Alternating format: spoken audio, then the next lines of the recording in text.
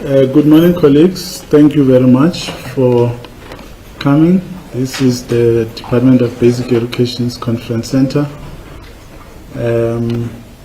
We have our media briefing here today, and we thank everyone for making the time.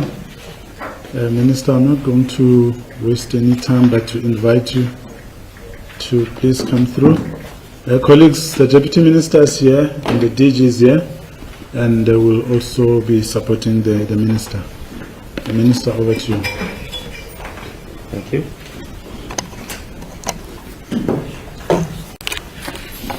Thank you very much, Elijah.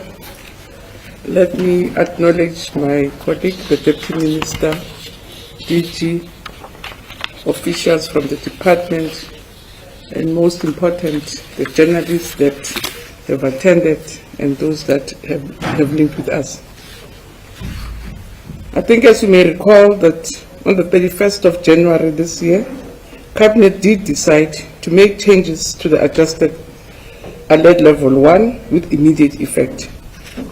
So in terms of that decision, secondary, primary and special schools were now allowed to return to full daily attendance, and the regulatory provision for social distancing of 1 meter for learners in schools was removed. So since the decision was taken, as a sector, we have engaged in a series of meetings, starting with the Council of Education Minister, CEM, followed by consultations with the heads of education departments. So the CEM followed the meeting by heads of department. We met with school governing bodies, we met with teacher unions, we met with associations that work with special schools, but also the principals associations, and through the NCT also had meetings with civil society to really engage around the return of school. And I must say from the onset that during our engagements with all the stakeholders, a number of concerns were raised, in particular from all the meetings, the state of school infrastructure and the feasibility of accommodating all these learners under the current circumstances were raised. And amongst others, there is a question of the delivery of stationery and textbooks, especially in the Eastern Cape. But they also raised the question of overcrowding, which was a problem that we went to the COVID-19 with. And it was identified as an area that needs urgent and special attention. So we did assure our social partners that we are presently in talks with the National Treasury to resolve these matters, taking into consideration that these changes or these challenges, they came before COVID-19. So at the right time, we will provide feedback on the progress and the discussions that we are involved with the Minister of Finance and Cabinet on prioritizing this area of infrastructure and see if we can resolve this area and give it the necessary priority attention. The other matters that were raised also in these meetings included the question about teacher supply, replacing teachers that we had lost during COVID-19. So a number of issues were raised by the stakeholders that we engaged with. But in all the engagement, however, there was an overwhelming support for the full return of learners to daily attendance. And this means that the rotational timetabling that we have been applying since 2020 does come to an end. So we have today, which is Sunday, published a gazette which officially ushers in the new environment as per the Cabinet decision. CEM, which means a meeting with MECs, met twice this week, and we have agreed that full-time attendance starts tomorrow, Monday the 7th of February 2022. As a sector, we remain mindful of the fact that COVID-19 is still with us. All of us have direct responsibility to ensure that we prevent the spread of this virus and its variants. Medical science has informed the decision that had been taken in the past, and as a sector, we continue to follow advice and guidance from public health experts. On Friday, the 4th of February, 2022, the Council of Education Ministers convened to consider the state of readiness for the full return of learners. And we are confident that schools are ready for the new norm. Even yesterday, on Saturday, we did meet with teacher unions again to assess the state of readiness and report to them on the matters that they had raised with us during the course of the week. So in preparation for the return of all schools to daily attendance, provinces have made preparations around the following important areas. First, we had to communicate with parents to ensure and make sure that they understand or they really get ready for the fact that full schooling is resuming. We have adjusted the school timetable. We have adjusted our school assessment programs. All matters relating to assessments and curriculum have been attended to. We have looked at how we really are managing the environment now with the new norm, strengthening our non-pharmaceutical preventions, accelerating and working on infrastructure, as I've reported earlier, continue with the provision of transport because now all learners are coming back on a daily basis, the continued provision of school nutrition, intensified monitoring and oversight, and also looking at the curriculum recovery plans, because as you may appreciate that almost from more than 2 years, we just never had normal schooling. So the return to normal timetable will assist the sector to intensify its implementation of the recovery plan. The learning losses incurred in the past 2 years are indisputably devastating. At the basic education level, last week, we resolved that the sector will need to be rebooted, recalibrated, and repositioned to withstand the debilitating impact of COVID-19 and any other pandemic or life-threatening challenge that we may face. In the first step towards addressing the crisis of learning losses is to prevent further disruptions in schools and prevent other learning losses when ensuing the health and safety in our schools. The second step will be to introduce measures to catch up on the time lost as well as the teaching time lost. We urge parents and all our stakeholders in the sector to support efforts to ensure that education continues without any further delay. So last week, we did convene our 7th Basic Education Lekgotla, and our theme was equipping learners with knowledge and skills for a changing world in the context of COVID-19.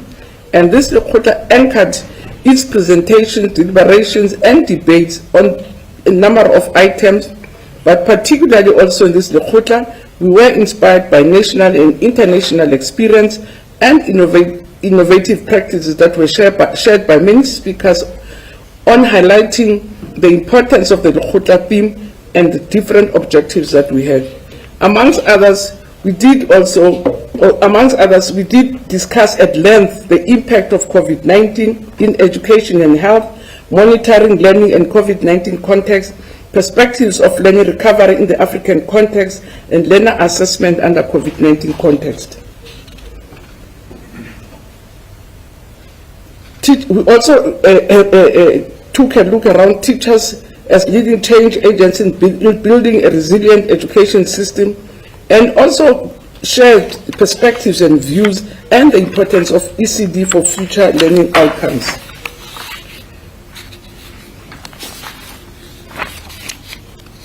So I don't want to go into all what the Commission said will be in the main speech, so I don't want to take too long, but I can say that in that Lekgotla, we came out very energized to ensure recommendations of that Lekgotla and the implementation and the recovery plans.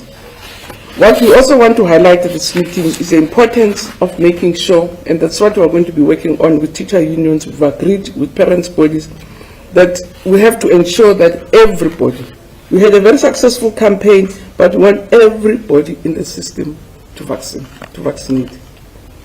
The sector, the discussions reflected on what we said is the mandate, not mandatory vaccination. There was a new concept of the mandate to vaccinate. So we do want everybody in the sector to vaccinate. We're encouraging our teachers to go for a booster, which is available in different health sites. We also discussed about the need to make sure that we encourage our young people to vaccinate, because we are told that of the 7.7 million qualifying learners. 1.2 has vaccinated. In the past 24 hours, 15,000 young people have vaccinated, but we call on parents and caregivers to encourage young people who qualify to go for vaccinations. On school nutrition, again, what we are very happy about with the return, that now we'll be able to do all our social programs, the school nutrition programs, the vaccination programs for cervical cancer, which we're running, but also your deworming programs are going to come back on board. And that's what is also exciting us about the full return, that all the services that we're providing in schools will be returned. We also focus on the implementation of our sports and enrichment programs. The department, after consultation with different stakeholders, we did publish directions in October and this year also. But we want to encourage all schools to resume with their sports and extracurricular programs, but still comply with hygiene and safety measures. Choir rehearsals, for instance, and other indoor activities must happen in well-ventilated spaces. The department has placed sports and enrichment assistants in schools to reboot the support and the resumption of sports. We will be using, in particular, the Presidential Youth Employment Initiatives, the young people that we have put in school, to assist in these initiatives. But we also continue to encourage young people who have not succeeded in their matric, as I did when I was announcing results, to please register for the second chance. And the registration is closing now on the 15th of February. They may be able to rewrite in May and June, but they can also rewrite at the end of the year. We also are excited that with the return to schools, we will also be able to facilitate our work around the ECD function shift. And so the migration gives us as a sector an opportunity to craft and implement innovative strategies to strengthen the foundation learning, looking at the continuum of back to early grades. For this reason, one of the key priorities that we have is also to focus on this ECD shift, which is going to begin from the 1st of April this year.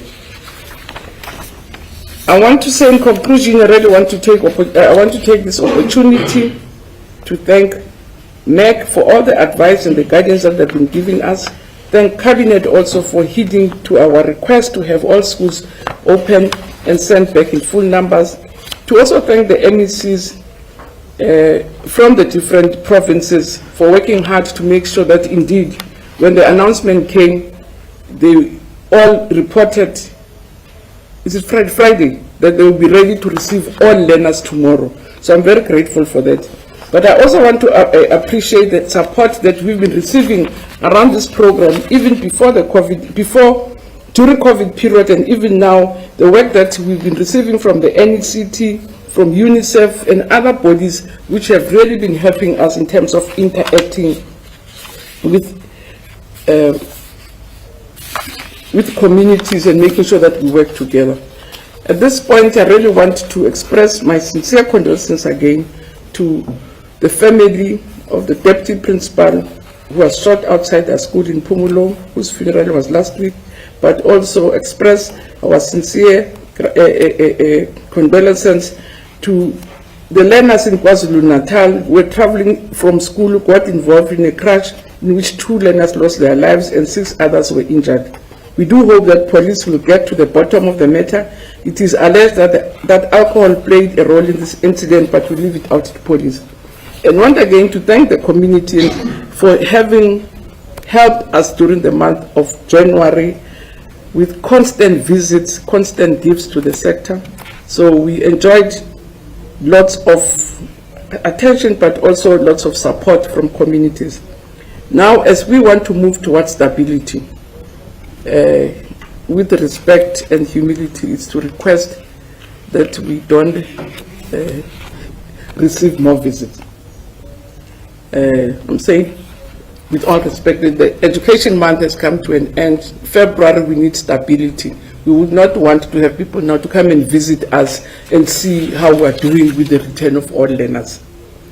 Because the school visits are very welcome, but they also pose serious risk to the sector.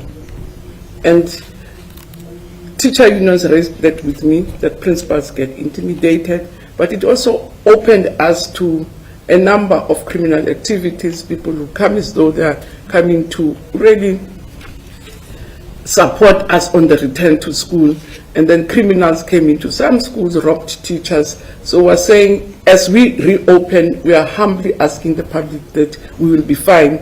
We appreciated the visits in January, but from February until next January, we don't want school visits.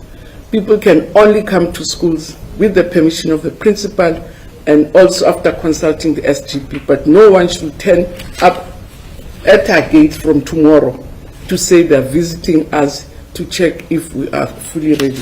Only myself, MHCs, SGBs, the school governing bodies can give permission for people to visit, because it does indeed open us to all sorts of difficulties. We've also witnessed undesirable guests in our schools doing all sorts of things that I see on social media. Again, we're requesting people not to come to schools. These children have got parents, their teachers, their school governing bodies, and if they want to provide support, let them do it through the school governing body and principals, and not just pitch up at the school and then take over. And I think we really want to say with all respect and humility that from tomorrow onwards, we don't wish to have visitors. We will possibly welcome visitors again next January during the education month, but for now we are fine. Thank you very much. How much was energy?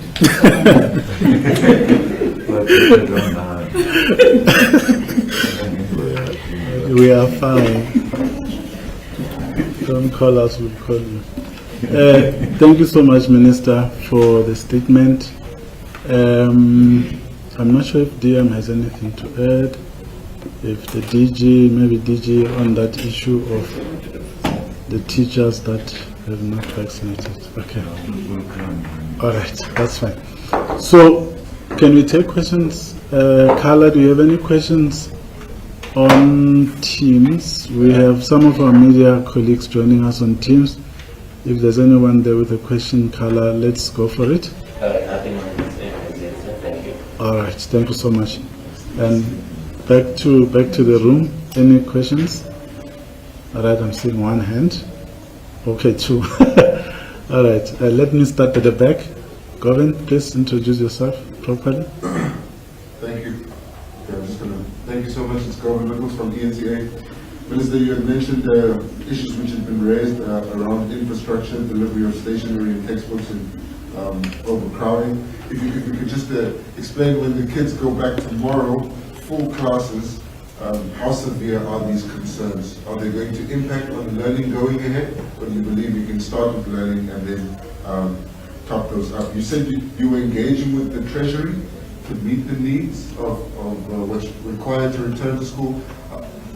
Have you got a requested amount that you need from the Treasury, or are you still trying to see how much you will need? Thank you. All right, thanks for the question. Morning, Minister. So from Newsroom Africa. I just want to ask the issue of teachers. You've mentioned that there are plans to replace the teachers that you lost due to the virus. And with all learners going back, that could be a problem, because we've heard how often some teachers are dealing with a lot of children in one class. By when do you think you would have replaced most of the teachers that you would have lost to the virus, just to make things seamless for learning and teaching? Thank you. All right, those are the questions, Minister.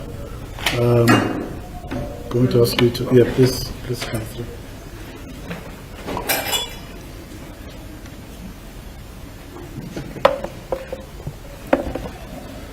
Yeah, the question of infrastructure came from all the meetings, with civil society, all meetings, teacher unions, parents, even provinces themselves. When we said we want children back to class, the first thing they asked to say, how do we do it with the infrastructure challenges we had? And I said to them, we had them before COVID. So we can't link the return to classes to our pre-COVID problems. Yes, indeed, we're coming back full, carrying the burden of disease, but we have to strengthen the non-pharmaceuticals and make a plan. If it means we use your specialist rooms, even if it means we take some classes, platooning, where you can platoon, but the fact of the matter is, let's agree that all learners are coming back, and school by school should work on the matter, because it's not too many schools, especially in primary schools. Only 20% of primary schools have not returned fully. The majority of primary schools have returned fully. It's in high schools where the majority of high schools have not returned. So what we agreed is to say, yes, we are aware that we have a problem. It's a pre-COVID problem. Let's fast track how we deal with it.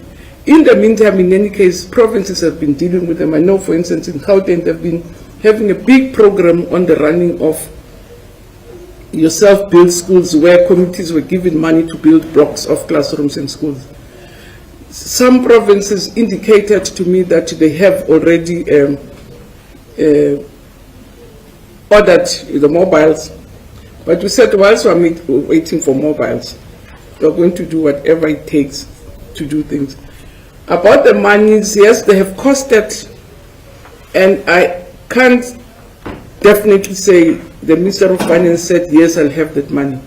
We have to prioritize and say, where do we start?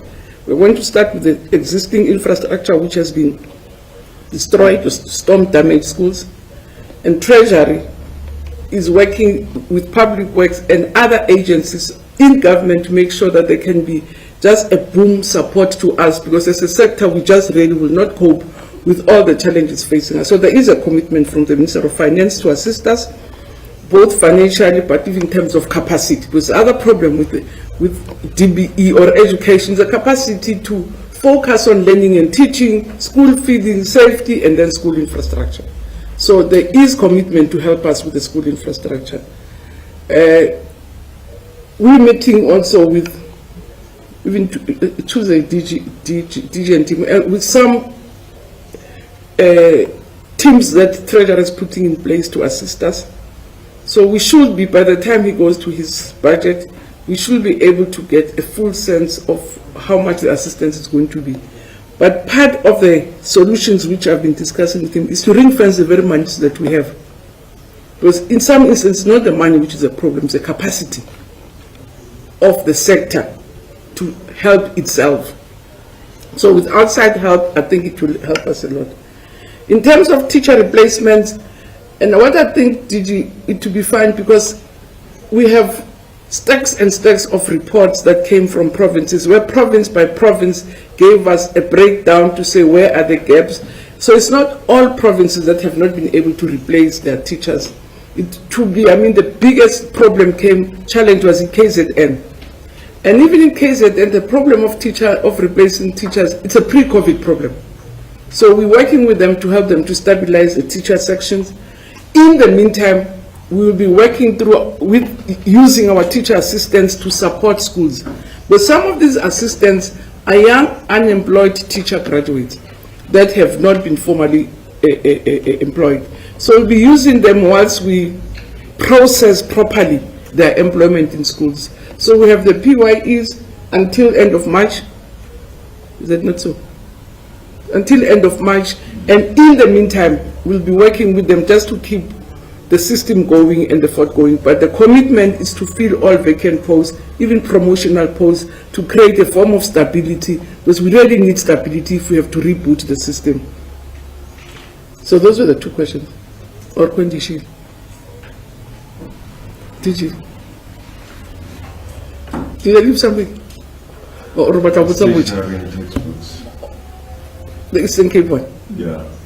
Penny Plus have been dealing with it, if you don't mind teaching. My teacher's been dealing with the matter for some time now. Thanks, teacher.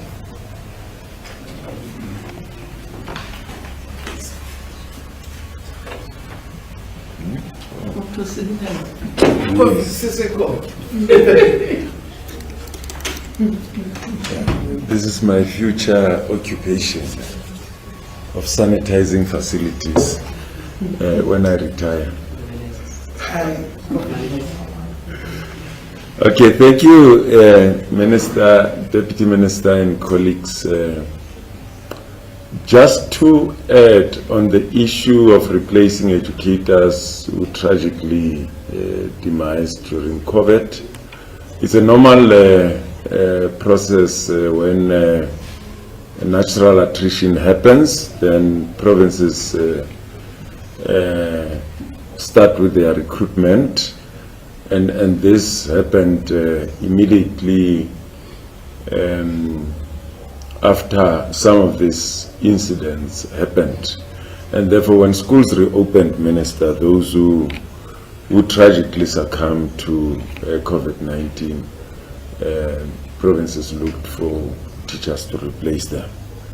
Now, when it comes to what has been occasioned by the need to deal with overcrowding, we also signaled this to provinces as early as 2020, that even though the rotational system was going to happen, it wasn't going to necessarily take away challenges around overcrowding.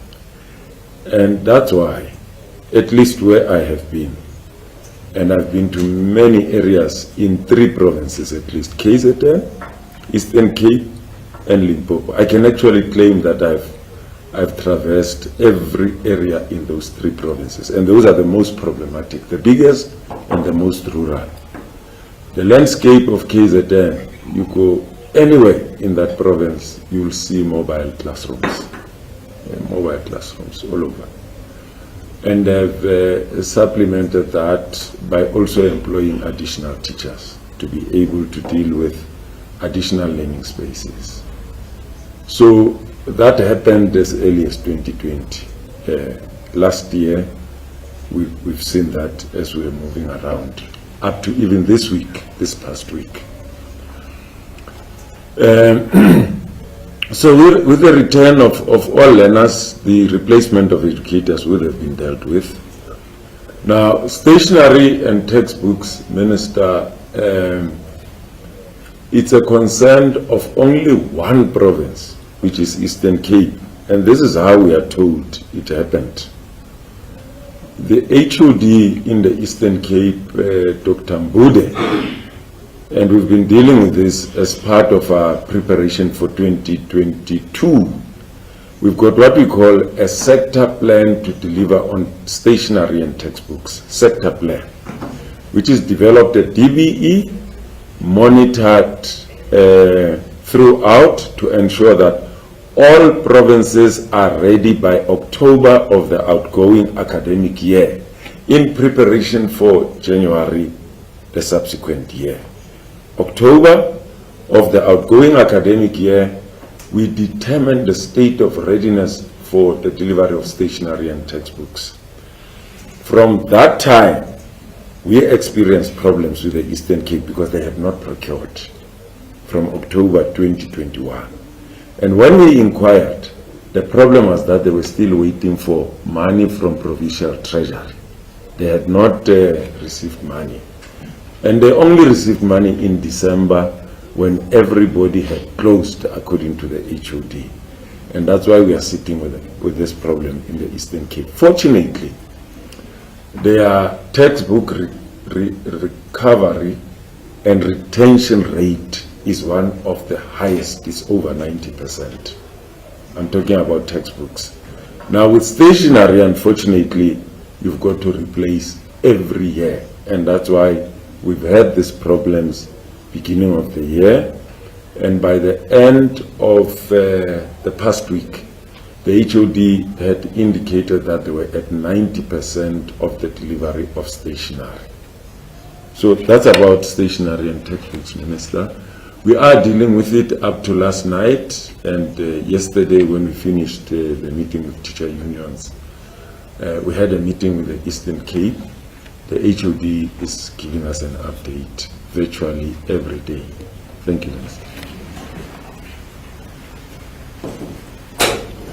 Thank you so much, Minister. Thank you, DJ. Do we have other questions, colleagues? Terence, Carla, Hope? Okay, I see the 3 hands in the room. Let's start on our WhatsApp line. Thank you so much, Mr. Kama. We have received one question relating to scholar operators, so the people that drop learners at school. The question reads, can learner operators come and pick up learners inside school property or on a school field?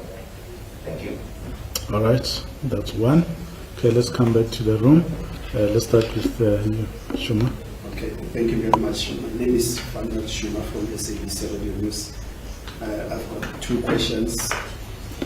Although maybe the minister might say these are administrative issues between the learners and the parents, but these are issues that are appearing each time, this time of the year, where you find that some schools by February, they still withholding learners' school results for the past year. There's a school in Joburg, Sundown Combined School or something. Parents are still having dispute with the results of their kids because they feel either they've been cooked or a child has failed for some reason, saying the child was absent from school. But when they check the child's classworks, on the days where they say the child was not coming to school, there's a classwork that was marked by the teacher. Those kids are sitting at home since January. Even last week they were still at home. We've got a situation in Northwest where some matriculants haven't received their results because some of them, they didn't return the tablets that were given to them by the department. Either they lost them or it has a crack and they say go and repair it. And me and you, we know that if my gadget is broken, it's not easy to repair it. So what about a parent who's not working and you tell that child you won't get the results, you won't even register for, you won't even apply for NSFAS funding because your results are still with us. Those kids have lost the whole year of tertiary now as we speak. Those who have failed, they can't even register for the second chance because they've lost a gadget that cost 4,000 and the parent doesn't work. So these, of course, are administrative issues between the school learners and the parents. But if the school insists, they believe that the minister or the department at national level should intervene because you cannot oppress a parent who's not employed to replace the gadget that she can't even use. They don't know even how they work, but you have to replace them. They can't even afford an insurance for that. All right, thank you for those 2 issues. Govind, let's go back to you. Thank you so much for the second opportunity. Minister, the social distancing has now been removed in schools, but we presume that learners still have to keep their masks on. Now that you have a full class, how are teachers going to teach full classes with no social distancing? Are you concerned that there is a possibility for infections here? Or what does the information say, or what did the study say about the likelihood of the learners infecting each other? Of course, understanding that it was a cabinet decision to remove those restrictions and go back to school. I just want to hear from the department. And then you're encouraging learners who are eligible to vaccinate, as well as teachers, but we know not all teachers are vaccinated, unless I'm incorrect. But will there be any restrictions placed on teachers who have not vaccinated? And then finally, is there a different procedure for teachers who are now teaching a class full of children during COVID? Are they going to teach them like they used to teach them before COVID? Or now that the class is full, is there a specific procedure they'll have to follow in teaching? Thank you. Thank you so much. Yeah, thank you. Please tell us. So again from Newsroom Africa. I've got a few questions. Just the first one, Govind has touched on around the issue of vaccinations. What's going to happen with those teachers that have not vaccinated at this stage? And then the DG, or you, the minister, said the issue around completing or eradicating pit latrines. If I'm not mistaken, you said by this upcoming financial year. I'd just like to know the progress on the eradication of these pit latrines, especially now that all learners will be going back to class. It's a bigger need now. And then are we still going to be continuing with the trimmed curriculum, or are we going back to the previous way before COVID? And last year, schools had administered controlled tests. Are you still going to continue with this, or are you returning to normal examinations? Yeah, that's it from my side. Thank you. I just have some clarity around my question that I asked, to be more specific, if I can, Elijah.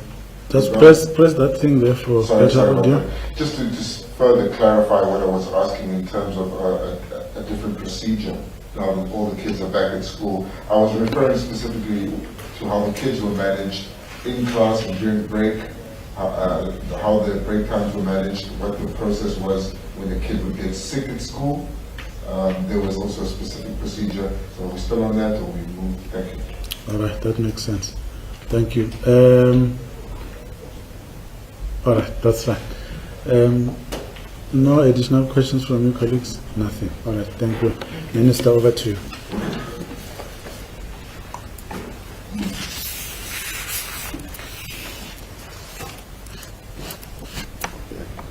No, thanks, Kat.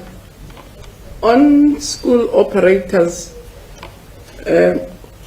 when we made the announcement, we did, and that's why we had asked for 3 days from Cabinet. The decision was made on Monday, and I did request Cabinet to allow me full 3 days so to communicate with our food suppliers to say they have to deliver all the food by Friday. The furniture, we had put it in some warehouses, it had to be returned.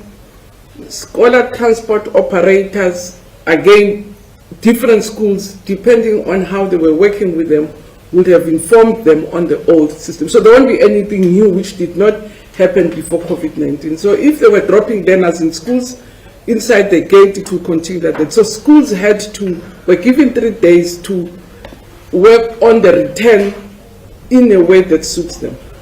So in some areas they have spots where they drop learners, so that in some areas buses are allowed in, there's a parking place. So I won't be able to know whether they can drop them in school or not. It depends on what is the communication between the school and the operators. But the 3 days was to enable schools and provinces to inform their service providers that we have to rework the system back. So buses will now pick up all learners, whereas it was picking up half of them, and all sorts of things. In the past, where they platoon, they will pick them twice, so they had to do all the rearrangement to suit the new situation. On learner results, it will require us to get the details of, because I'm not able to say yes, they're right or wrong, whether children attended or not. So I'll ask Ukada and Elijah to take the details. Immediately tomorrow, we will work on the information that comes from that, because it will be strange that children are failed willy-nilly. It doesn't happen. There's nothing to gain by failing children if there's no reason to fail them. But I'm not saying they have failed. Parents always and children always have reasons why they fail, and when they pass, they never give reasons why they pass. So there's obviously something that needs to be investigated and understood before we can issue a judgment. But I can say from my experience, it just doesn't happen easy that you just decide we don't like this child and they're going to repeat the class. There must be something that needs investigation, and we'll attend to it with the province. Also on the return of tablets, again, I will want to get the real name of the school and understand the circumstances. Why were the tablets not returned? Because bottom line is, as you say, it's 4,000 rands. It's a resource we want the next child to enjoy. But if this cohort, when it leaves with the resources, it's to rob the other generation that comes. And that's why we take it serious, the question of returning resources back to schools. It's not to punish or to be insensitive. It's because even those that come, you have a right to benefit from that resource. So again, I'm not able to judge, to say, yes, the schools were unfair, they are insensitive to poor people, and sometimes I feel very uncomfortable when we use poverty not to do things right. You have been lent a gadget, return it. It's cracked, bring it. Let's see if it's cracked and see what we do with it. But you can't stay with a gadget and say you want your results. You are not giving us what is rightfully not belonging to you. So again, I think we work very well with our provinces. We can investigate what is happening in the schools and assist as far as we can. But in the meantime, I will appeal to those parents to say, bring the gadget. Let's talk with the gadget here, correct or not correct. Let's talk with the gadget here. It's not correct to withhold children's results if they're not able to now to apply to go to second chance. Second chance you apply without results. So again, let's get what the real factors are. I'll ask DG because we have issued this morning new regulations around how schools are supposed to be managed, from sports to class to pedagogy. So I've just signed them out today. So I don't see other officials who are responsible for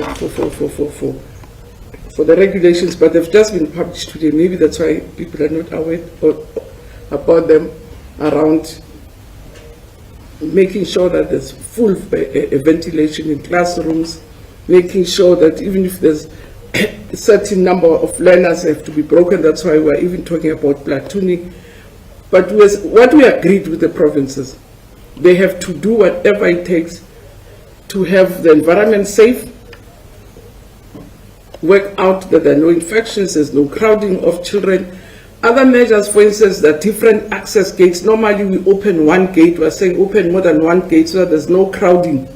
So those are some of the measures we've put in place to say there must be more access gates, more entry areas so that they don't go through one channel, then they use all entry systems. So schools were supposed to rework and redemarcate that.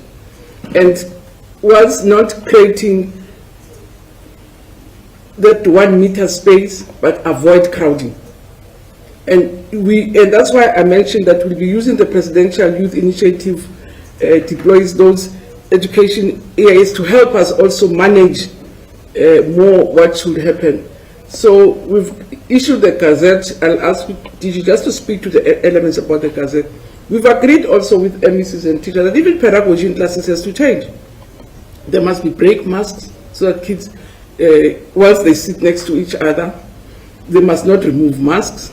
There must still be washing of hands. There must be regular sanitation. So all those things we've put in place to say, now that we have removed the social distancing, what do we have in place and how do we manage that? And that we have worked out through the guidance and support of teachers, and we've issued the Gazette today of what schools should do. But in the meantime, some of the matters in the Gazette would have been regulated. About vaccinations, yes, indeed, the last count I had was about that we had almost more than 80% vaccination levels in our schools. So we still have that 20% that are still around religion and health. And what we said to the very people that will not vaccinate is that no one, if they have comorbidities, they will not be allowed to stay home. So we've removed this question of really giving people permission to stay home if they have comorbidities, which has helped to get us as many people as possible to vaccinate. In our discussions with teacher unions, they did say they don't support mandatory vaccination, but they support what they call vaccine mandates. That there will be a mandate in a system to say you cannot enter this building if you are not vaccinated for the safety of other people. It's your choice. So the responsibility is left to the individual. And we'll be working through and see how it pans out in the context of the presidential team on vaccine mandates. We thought as a sector we should work on the vaccine mandates for the sector, but it still has to be approved and worked through. But we also felt because that schools, where possible, should work with the Department of Health, that we continue to have schools as sites for vaccination. Because some of the people who didn't vaccinate are people who were infected by the time that we were running the campaign. It's people who were hesitant. They wanted to see if indeed people were not going to die within a year. So they can see that we've not died almost within a year. They also wanted, so you had people who really were not very sure about the efficacy, who now indicate that they want to vaccinate. So we will be working with health to make sure that certain schools are designated as vaccination sites, not only for the education community, but also for the community in those areas to really help boost up the vaccination levels, because it's a concern to us, because these kids come from communities. If they're not vaccinated, they might bring the problems to us at school. So it's very important for us also to make sure that vaccination levels in communities are stepped up for our own protection also as a sector. So that's why we took that position. I'm going to ask DM to speak about the infrastructure as a person responsible for infrastructure. And DG, if I've left something, because I wrote something, management in schools, then I wrote PYA. I'm sure it was the curriculum and the sports management that we will be relying on, because it's quite a big number of young people. There are about 290,000 young people who are in our schools, who should be able to help us with the management of the environment in the context of the return to schools. For instance, they won't be doing screening anymore, because that also creates congestions at the gate. So we're removing some measures. We're not removing screening. It's not yet. So it's multi-entrances that we really make sure that there's no crowding, there are no delays now that they're coming big numbers, because in the past it was much more easier, only half came on a day, but now they're going to come all in one day. So we have to really spread out and manage the system differently, that kids don't overcrowd. And we're relying now, we're going to rely on these presidential youth deployees in our schools to help us to manage the environment. So maybe DG, as I say, the Gazette only came out today. Maybe if you will recall what is inside and quickly say what are the changes. We pay the Gazette. So it's infrastructure, then you do the Gazette. Yeah. Okay.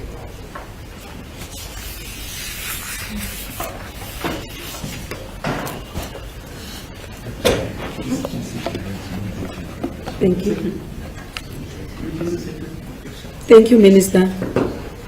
What I can say on infrastructure, because the question was saying how much have we requested. We cannot speak how much for now, because we're still assessing.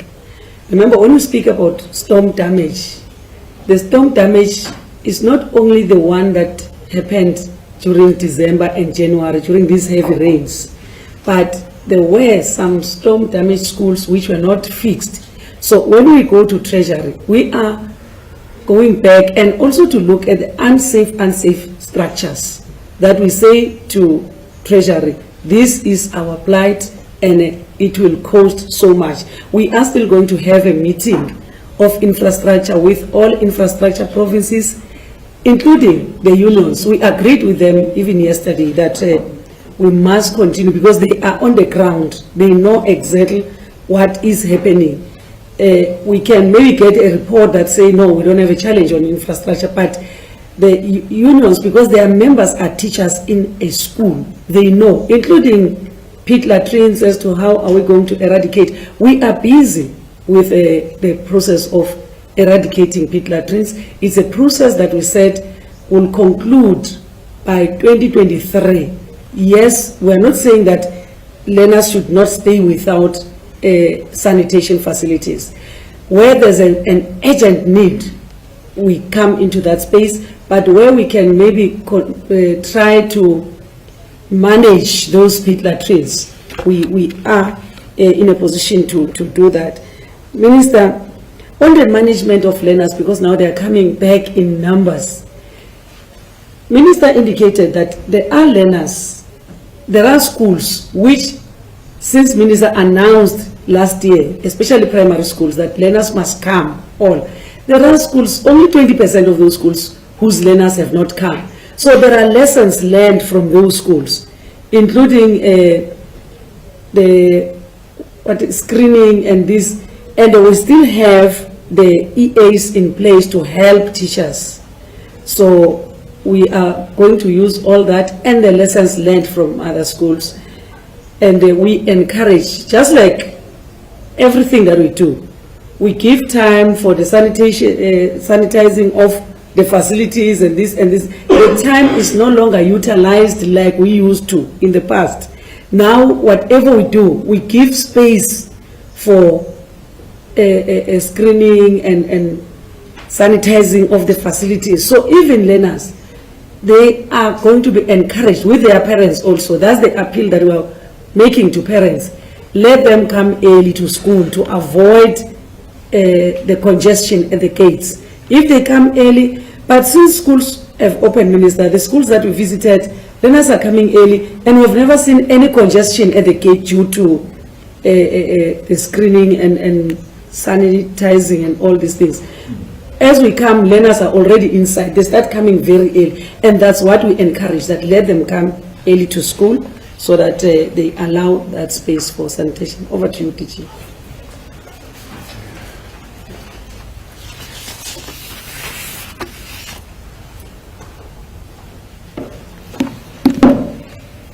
Thank you, Minister, Deputy Minister, and colleagues.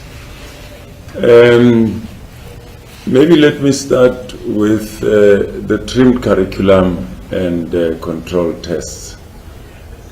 The speech that the Minister delivered indicated that the circular issued on control tests would be withdrawn to ensure that your usual normal tests and exams resume. If all learners are coming, the emphasis in the speech is to recover learning losses, and that includes even the administration of normal assessment. We're trying to normalize teaching and learning to maximize gains of learning and teaching so that we improve even learning outcomes.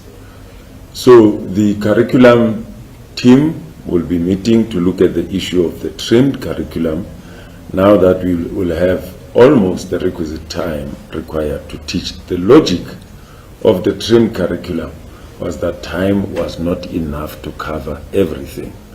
So you reduce the curriculum to fundamentals that are required for scaffolding for the subsequent grades and for learners to be able to be fully prepared for exams. So that's that about the trimmed curriculum and control tests.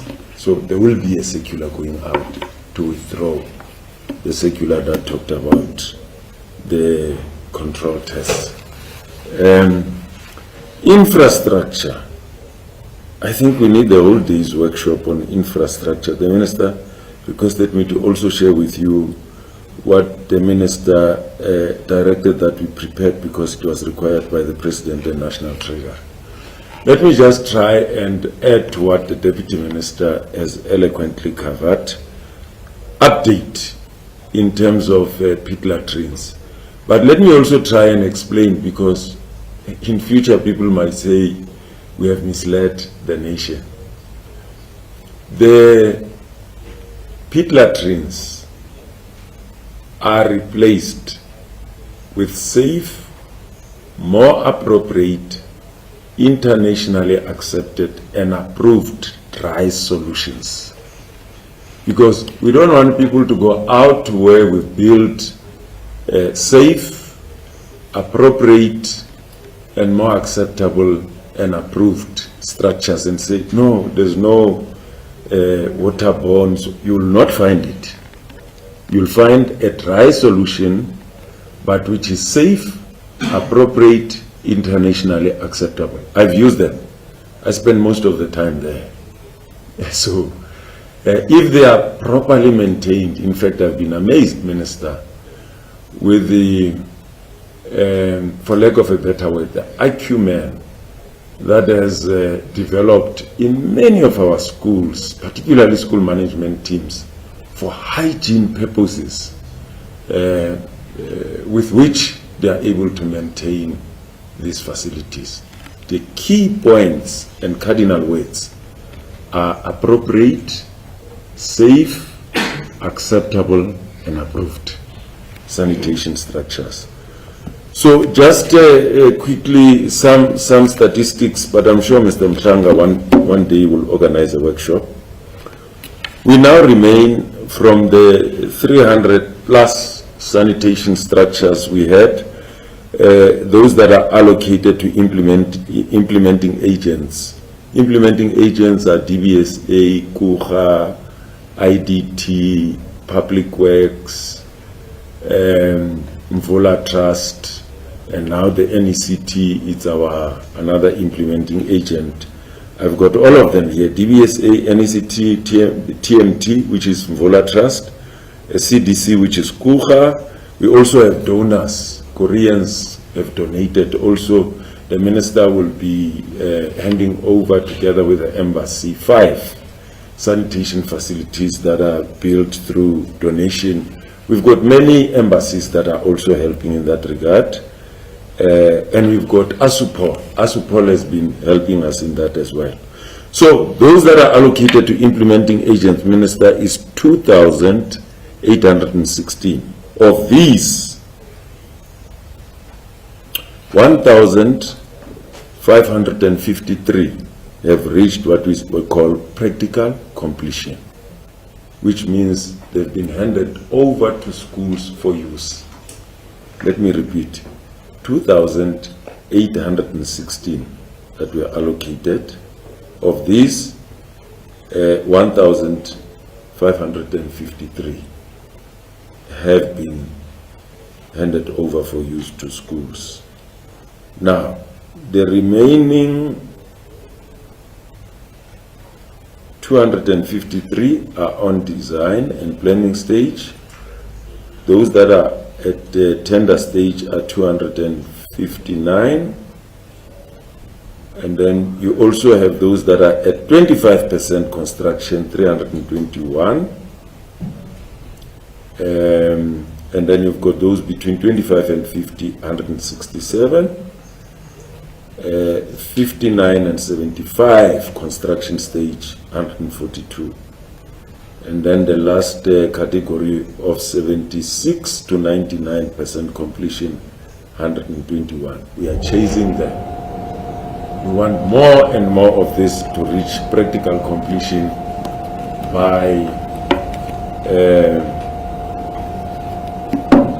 by the end of the financial year. We are going to remain with very few, Minister, for 2022-2023 financial year, which is the last lot, we hope, for sanitation, where they did not have sanitation at all. Going forward, we'll be dealing with inadequate sanitation, but they need more going forward.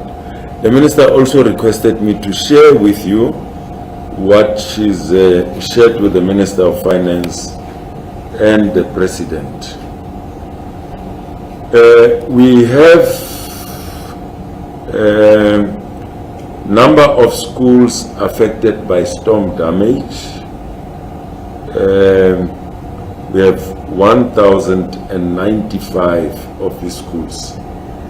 In fact, I also said that I believe that there are more, Minister. The difficulty is that there are storm damages every year, as we all know, especially around November, December, January. So the estimated value to fix this is 1 billion rands. Yeah, so that's that. And then the other one, Minister, was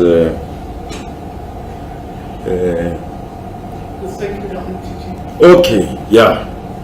Let's go to Gavin's point. Gavin wanted to know about what the practice is going to be. The directions, as the minister correctly pointed out, has now given effect to all the changes that Cabinet announced Tuesday morning after the meeting, in fact, the evening of the 31st of January, which was Monday evening. We waited for the COCTA regulations to capture that, and the COCTA regulations were released on Tuesday. Now that has found expression in our directions. And the directions have also included, as the Minister correctly indicated, extracurricular activities and programs. But what would be much more comprehensive to give direction in schools is circular number S1 of 2022. Circular number S1 of 2022, entitled Measures for the Resumption of Full-Time Daily School Attendance. That's the title of that circular. This circular was approved and issued on the 4th of February, which is Friday, after the Council of Education Ministers, and was then sent to heads of provincial education departments, district directors, circuit managers, school principals, school governing bodies, teacher unions, and school governing body associations. We'll also be forwarding them to other stakeholders. Let me just isolate. It covers 5 cardinal points, 5 points, Minister. The first one is COVID-19 interventions. And I'll just isolate a few points there. It says, taking into account the resumption of full-time schooling, the regulatory provision for 1 meter social distancing in schools has been removed with immediate effect, which is an issue that Gavin raised. The following non-pharmaceutical measures should be maintained and adhered to by schools and education officers. It covers the issue of the wearing of non-surgical face masks by all learners, teachers, non-teaching staff, and visitors.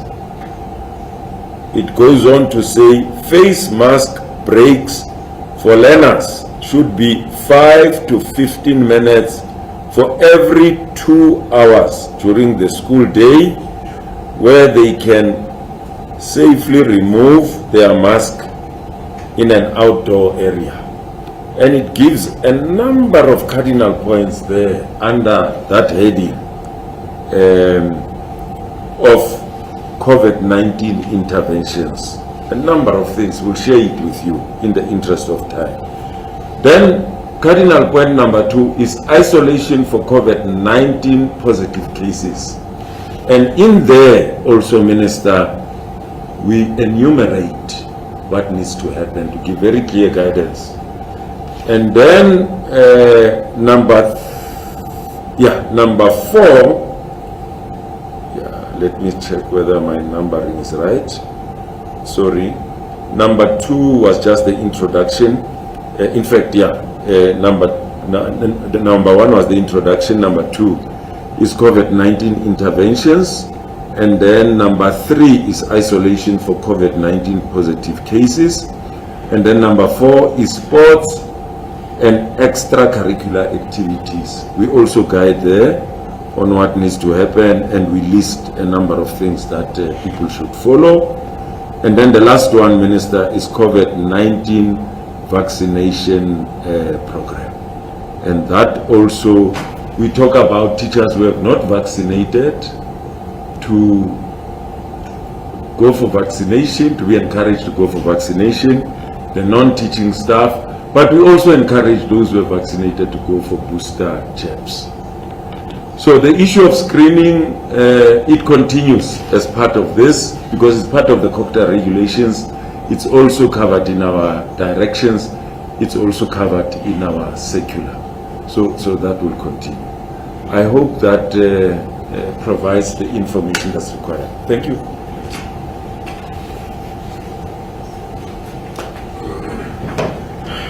Thank you so much, DJ, for that detailed response. I'm seeing hands still. I think the more things you say, the more questions you prompt. It is okay. It is okay. Carla, let me check with you first. Any questions? Hope, any questions? If we don't have, we'll we'll go to the hands. Do you have? Yeah, there was one, but there was one, and I think DG has actually just answered it because this is the information that should be contained in the Gazette. Okay. So I will respond to that. Okay, it's fine. Yeah, we will share the Gazette and the circular. Yeah, the circular, we've been circulating it from yesterday already. So the demand is for the Gazette now. But we're going to share it. Let's agree that the 2 hands that we're taking now are the last round.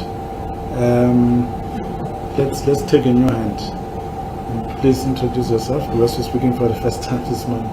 Molimo, I'm from SABC Minister. On the mental state of both the learners and the teachers, are there any plans or strategies that are in place in terms of helping them cope with going back to classrooms, as you said that it's been 2 years of not normal schooling? Are they ready? Okay, thank you for the question. I just wanted to ask around the issue of exam irregularities. There have been media reports about this within specifically the Eastern Cape, where 800 learners and 50 teachers were implicated in exam irregularities from the class of 2021. And we are told that the results, of course, are withheld for the learners. What's the current status there? I mean, the learners are facing the brunt by not getting the results, but what is the possibility, or what would happen in an instance like this to the teachers who might have assisted in the irregularities? Thank you. All right, that's fine. Okay, no further questions. Okay, I think at the end of the responses to these questions, we won't be taking any more questions. Is someone talking to us via Teams there? Okay, there's no one. Okay. All right, great stuff. Minister, over to you.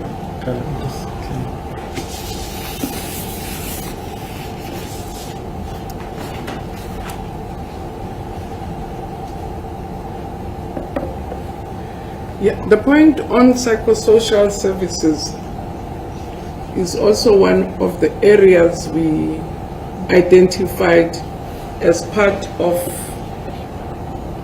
preparations that have to be put in place for the full return to class. But the fact of the matter is that it's not that they were away for 2 years. They were coming either Monday, Wednesday, Friday, or weekly. So the school would, in a way, teachers know what is the state of their children because they've not been coming daily. But all the same, we felt that some of the learners had lost parents, have lost people close to them. Even the teachers themselves have lost colleagues.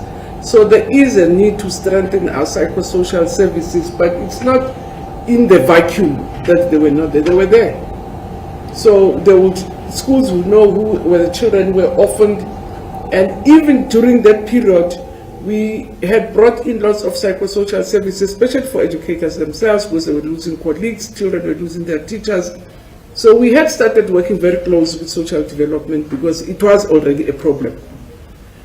And even the kids themselves not coming to school, it was really destabilizing them. They would have forgotten that, especially the younger ones. And some you could see teachers tell me, it was sometimes much more nicer to be at home because sometimes it's the friend who's not coming today. So it had just brought lots of instability to the sector.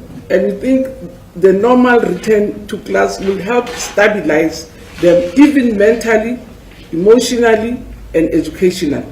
They will have a routine that is stable, that every week, Monday to Friday, they're at the school. They're not rotating, they're not platooning, they're there from 8. So it will really bring lots of stability. And in the last month, I've been visiting quite a number of schools. It was quite amazing how I will ask them in class to say, do you want to come back to class every day? They say, please, please, please, we want to be here every day. The last school I went to in Springs, I'm sure these kids just saw the cars. Suddenly the township was clamoring around fences. Just and really you could see that they were missing the daily coming to schools, because there's sports fields in the schools, it's safer, they are with friends, more than even school. So children are quite ready. The request to cabinet, it's not even cabinet, we've been begging cabinet to say we want our children to be brought back. We had been given permission from last year, but Omicron came in. We just felt it was unsafe to bring them back at the height of Omicron. So even ourselves and the sector has been wanting this return back to class. Learners in particular, can see, okay, I'll just,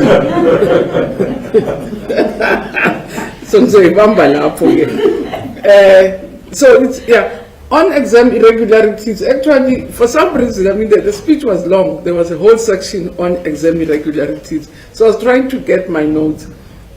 Did you know it off by heart? Because it's in my notes. Was I bent with?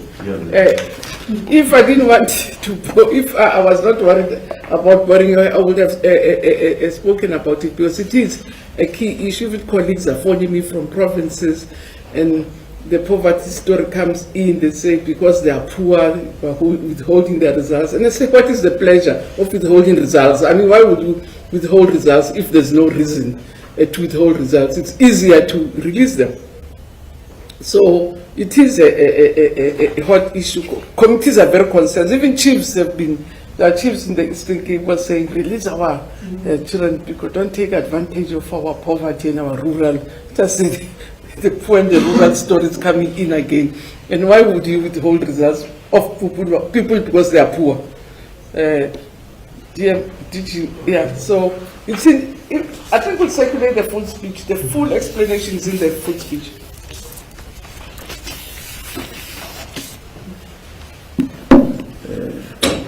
Thank you, Mr. Kala. I can see you want to take my future job. Thank you, Minister, Deputy Minister, and colleagues. Irregularities.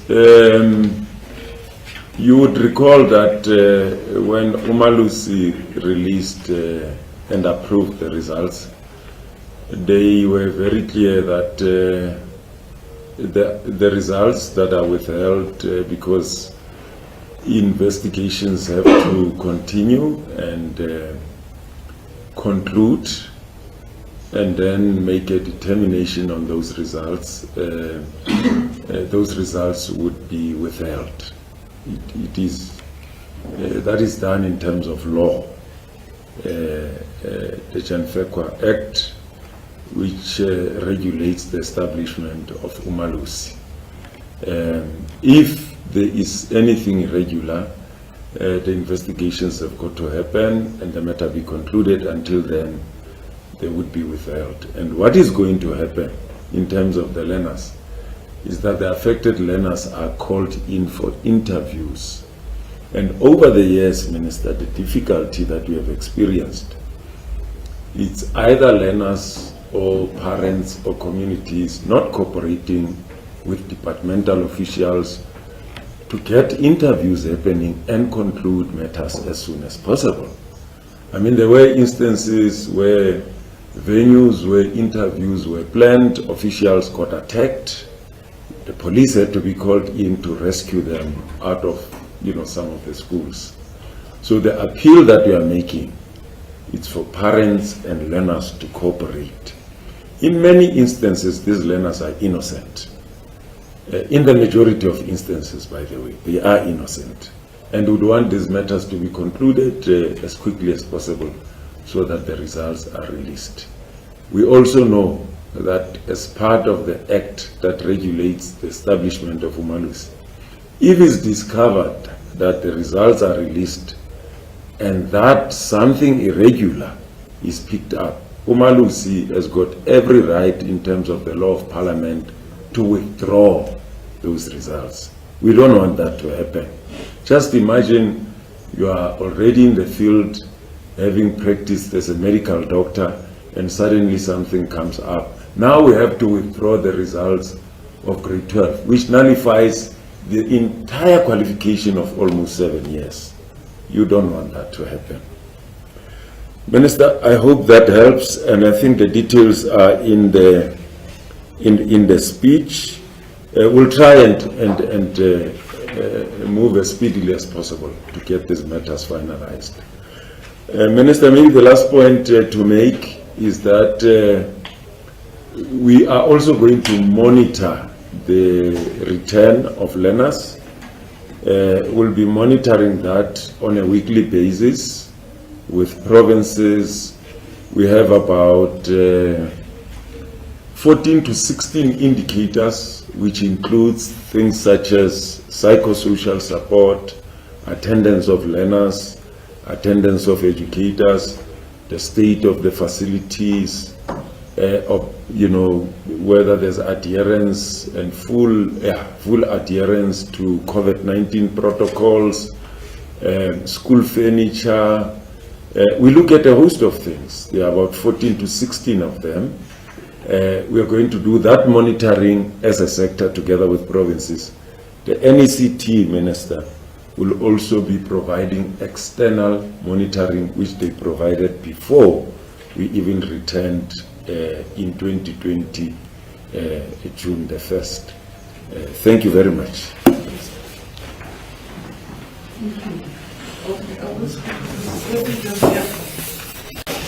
That was contained from just the copying part. I mean, from the notes that I received from the department was that there are 6 schools affected in the Eastern Cape, which involves 864 candidates. And it says the results of these candidates have been withheld following the discovery of cheating in the form of group copying, and 57 educators were implicated in the cheating, and the investigations revealed that learners were assisted, and reports indicate that some of the educators have already confessed to helping the learners during the exams. So those teachers have been referred to the labor relations process for disciplinary action, so it belongs elsewhere. But because I've been getting these queries from different people, it's like chiefs, communities, I mean, the Minister of Small Business, I thought I could even read, because it is, I think, a major concern that committees have on this matter. Yeah, what?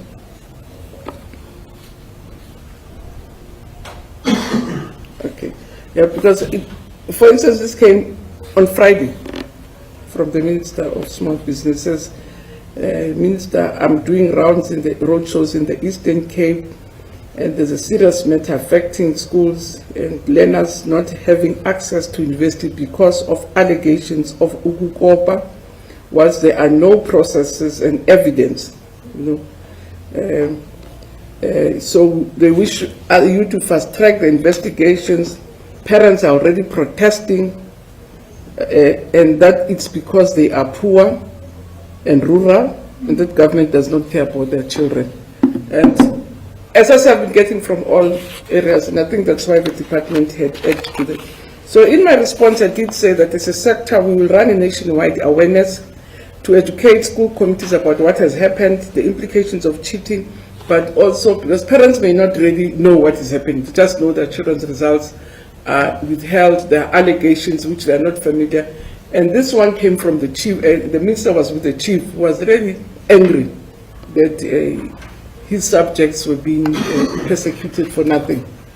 So I think what we need to do is to go back, DG, again inform chiefs and parents about the process and why the results are withheld and what is going to be the process, because it does raise lots of anxiety, especially among the parents and community leaders. Thanks.